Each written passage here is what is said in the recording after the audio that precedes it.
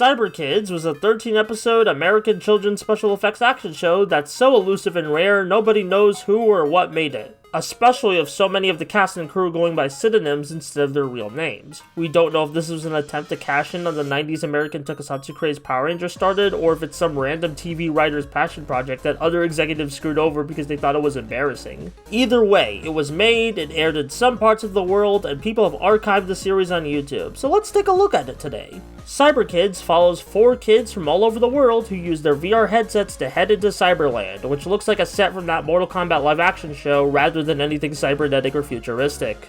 There's all sorts of ugly but well-produced creatures populating the town that the Cyberkidz need to protect from the evils of Zorak and Zeist. These villains have also kept the mentor of the Cyberkidz, Floyd, in prison throughout the entire show, which is actually a cool concept amidst all the tried and true kids action show cliches found here. Legitimately, based on how the show uses its concepts, I can't tell if it's ahead or behind the times, especially with the VR aspect. The core cast of Cyberkidz consists of an American boy named Kyle, the most basic blonde white boy kid character you could ask for, whose performance borders on parody at times, a black British boy named Ian, who has a fake British accent and not much else till the end of the show, a Russian girl named Danica, whose 2 main personality traits boil down to the 2 classic stereotypes of Russian foreigner and the only girl of the heroes. Finally, there's the Japanese boy named Zack, who of course knows Kung Fu, meaning he throws the most hands in battle. Speaking of action scenes, there's a big problem with the show's conceit of having real children be your main protagonists of an action show, because outside of Zack, who's clearly the actor of the most stunt and action training, the rest of the kids aren't really equipped for anything serious or even a little bit exciting, so the choreography is a lot of weak punches or light pushing. I know the show's budget is low, but not having exciting action in an action show, no matter the demographic, is pretty lame, if a bit funny. Speaking of funny, the writing in the show is so unintentionally hilarious, so let's delve into a few of my favorite bits. Episode 4 is what I like to call Kyle Crashes Out, because crappy death metal music causes the boy to become evil and get detention at school, which you can actually see him going to in future episodes, funnily enough. I am very amused to see this happy-go-lucky Gee Willikers computer whiz kid just be a menace to society throughout the whole episode. Episode 7 involves the Time Tyke and all the timey-wimey shenanigans that unfold, like this.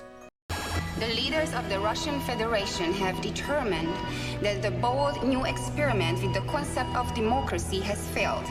We will return to our old, tried and true system of communism. Hello, tyranny, goodbye, love.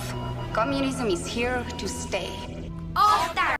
This might be the most out-of-pocket moment in a show filled with them. Episode 8 is another wacky one, as it has the monster of the week kidnap a bunch of world leaders, including the President of the United States, so the villains could torture them. This episode is nuts, but it's also one of the only ones with an actual character arc happening, as said monster of the week, the Humazoid, being a classic trope of the robot questioning his own humanity, and it's well done enough even amidst all the usual Cyberkidz goofiness. Episode 11 is the last one-off adventure of the show before the finale, and it has an archetypical hired goon gangster disguising himself as Kyle to cause mischief. It starts off well enough and fine with all the funny gangster talk, but there's an uncomfortable dynamic with Kyle's actor and the grown woman, because Kyle's actor is playing an adult and is flirting with the woman, and there's a few moments like this in the show, and it's quite bizarre to see in a show meant for the 6 to 11 age demographic that won't really touch on how problematic that is. But screw it, it's Cyberkidz, this shit goofy anyway. And finally, there's the 2-part finale of Cyberkidz, where the villains make their final gambit to go to the real world in order to steal the Cyberkidz equipment to stop them from doing shit.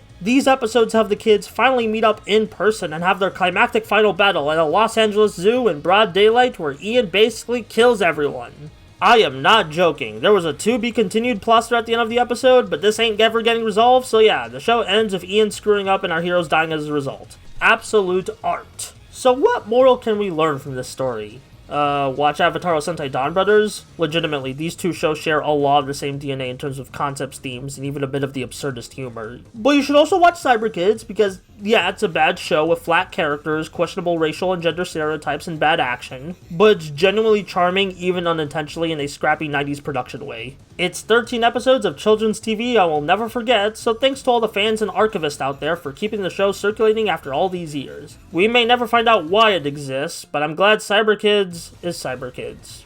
May the power of the glove be with you.